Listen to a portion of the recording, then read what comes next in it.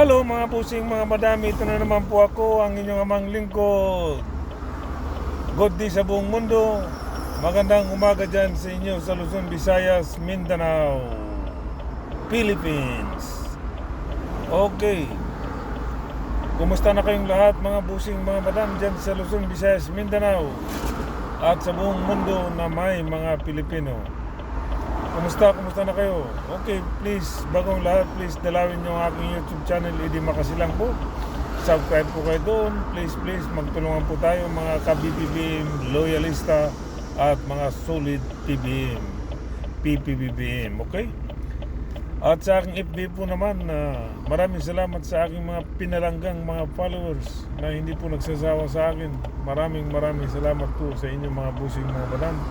Sa mga hindi pa po nag-follow sa aking FB, please like and share. Follow na po kayo at mag-comment at aking babasahin at magre-reply naman po ako mga boss. Okay, pag-usapan natin itong si Marcolita kasi buhat nung nahuli na to siya biglang may sakit Samantala nung hindi pa siya nahuli doon sa Senado, siya yung siga di ba? Walang makakapigil sa kanya Talagang ati pagka sinabi niya, lagi siya yung tama Wala siyang, hindi niya iniisip na mayroon na pala siyang na tinamaan na kapwa niya ang senador. Basta sa kanya, tera. So, baga siga nga siya yung pinakamagaling. So, wala siyang pinapatawad sa lahat na kahit ano pa yan, basta magsalita siya sa Senado, wala siyang walang makakapigil sa kanya. Ganun kalupit si Marcolita. Siga, kumbaga sa talaga siya yung nasusunod. Diba minsan inatake niya si si Ontiveros, diba? Si Ontiveros, Senador Ontiveros. So anong ginawa, diba? Pinaya niya si Senador Ontiveros. So ngayon, nasa kulungan siya ngayon. Masyadong wala siyang pakialam sa kapwa niya senador, basta siyang sasalita, okay lang. So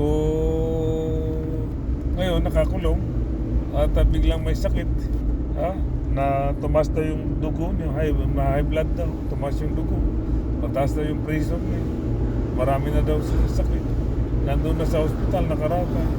Yung mga style na mga politician na mga bulok, marami nang gumawa niyan Unang-una si Irap Estrada, house arrest dahil may sakit. And then sinundan ni Estrada si Gloria Diaz. Si Gloria Macapagal Arroyo. Biglang nagkaroon ng bracelet sa neck. So, di ba? May sakit din daw, naka-wheelchair din. So, ang dami. Pangatlo sino ba to? Si Bunuan. Ano ba? Yung sekretary ng DPWH. May sakit din. Ang dami. Pangapat, si Jingo Estrada. Di ba? May sakit din daw. Ang dami. Laos na to. At ang panglima, si Marcolita. Biglang nagkasakit. Yung mga dramang style ng mga politiko na to, puro wala na bulok na style bulok na di ba? So kumbaga nagsawa na yung mga tao kung may sakit talaga di maganda, at least nalaman niya na may sakit siya.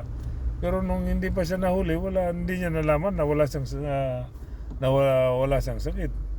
Nung nahuli siya yung pala may sakit siya. At least salamat tayo sa Diyos na nahuli siya, at least nalaman niya na may sakit pala siya. Baka nung hindi pa siya nahuli, baka atakihin siya, di ba? So nakatulong din sa kanya yung nahuli siya. Nakatulong sa kanya yung pagka-aresto sa kanya kasi nalaman niya na may sakit siya. Di ba? Mga style politician ganyan di ba mga pusing mga madam? Siga-siga sa Kongreso. Nung sa congressman siya, siga rin. O siya talagang pag nagsalita, talagang walang pwedeng makakapigil sa kanya. Nung nanalo sa Senado, ganun din. dinala niya yung style niya sa Senado. Pagka siya nagsasalita, walang pwedeng magbabara dahil, o di ba? Talagang magkikipagdebate talaga. Okay lang naman yun. Kasi, kaya nga kongreso maganda naman yun, di ba? Pero nakapagtataka kasi na bigla siyang nagkasakit si Marcolita Di ba mga busing parang nakakasawa ng mga ganyang klaseng drama Di ba mga busing mga madam? Wala na Hindi na uubra yan style sa mga bulok Tapos ito pa mga busing mga madam, mayroon akong nahagap na balita galing kay Kiko Barsaga. Mayroon daw pinaplano o binabalak ng mga iglesia ni Cristo na the big one daw. Ayan, the big one daw. So may binabalak na naman sila mag-rally. Hindi na ba ito nakakapagod? Hindi na ba ito sila napapagod? Ano naman makukuha nila sa rally na yan? Kahit the big one pa yan dati we are one. Ngayon the big one na. Pangsunod dyan, baka the big two. Sa ngayon muna, the big one. Wala talaga. Puro na lang sila plano ba? Nakakasama. Paano sila bubuo ng rally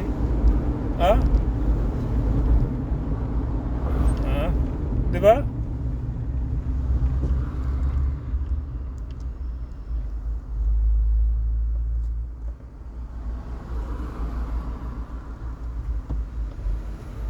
Di ba mga bossing? Paano sila bubuo ng may tumawag Paano sila bubuo ng rally? Yung kanilang mga financier, yung mga kanilang mastermind, mga leader nila nakakulong na. Si Mike Defensor. Yan ang magaling mag-organisa sa mga rally na yan si Mike Defensor paano siya makakakuha nakakulong, paano siya makakatulong? Di ba? Wala na. Di ba? Paano sila makakatulong? Number one si Mike Defensor ang magaling mag-organisa sa mga ganyang bagay, di ba? Mga busing mga badang. Wala na talaga. Hindi na sila makabuo ng rally. Di ba? Wala na nandun sa lahat nakakulong na lahat yung mga leader ng mga nagrarally. Si Celis, isa mo yung kalbong si Celis. Wala rin namang kakayahan bumuo ng rally yun Di ba? Kasi walang pera yun Si Paras, yung kasama ni wala rin kakayahan yung mag-rally kasi walang pera rin. Yung mga si Colonel at saka yung mga kapitan nila, wala rin kakayahan mag-rally yun kasi wala rin pera. So ang mayroon lang talagang may kakayahan lang mag-rally, walang iba kundi si Mike Defensor ang magaling sa mga ganyang mag-organisa sa rally. Hindi na nga maka-rally kasi nasa kulungan na di ba? Tapos iasa mo kay yung matandang si Sabit Sison. Paano makapag-organisa ng rally yun? Matanda na nga. Pwede, mag-donate siya ng lugaw.